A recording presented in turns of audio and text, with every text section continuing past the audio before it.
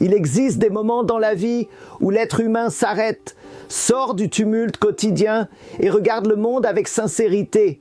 Et dans cet instant de clarté, quelque chose d'extraordinaire se révèle.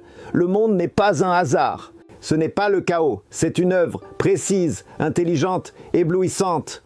Et de cette prise de conscience naît une joie profonde. Il y a un créateur.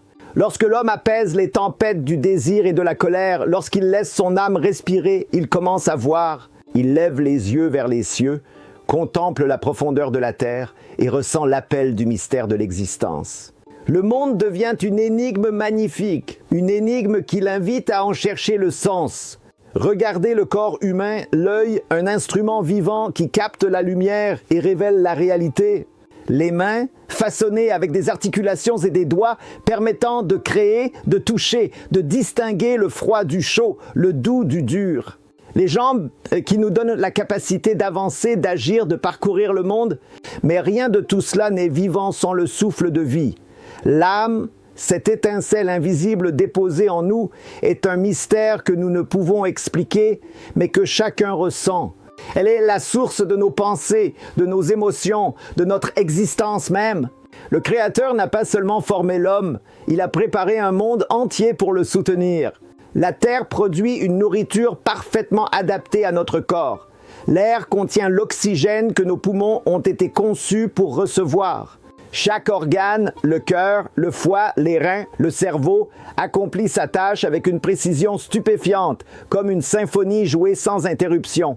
Et parce qu'une vie sans relation est une vie vide, le Créateur nous a donné le don de la parole et de l'écoute, la capacité de communiquer, de créer des liens, de bâtir une société.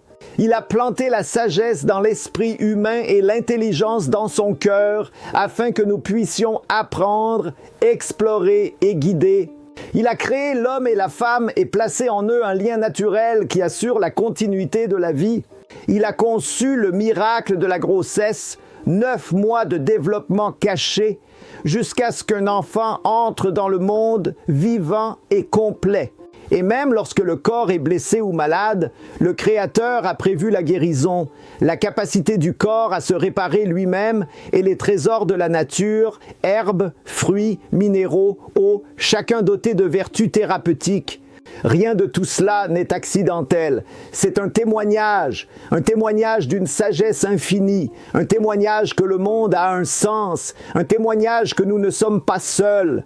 Et lorsque l'homme voit cette vérité, non seulement avec ses yeux, mais avec son cœur, une joie profonde l'envahit, une joie qui ne s'éteint pas,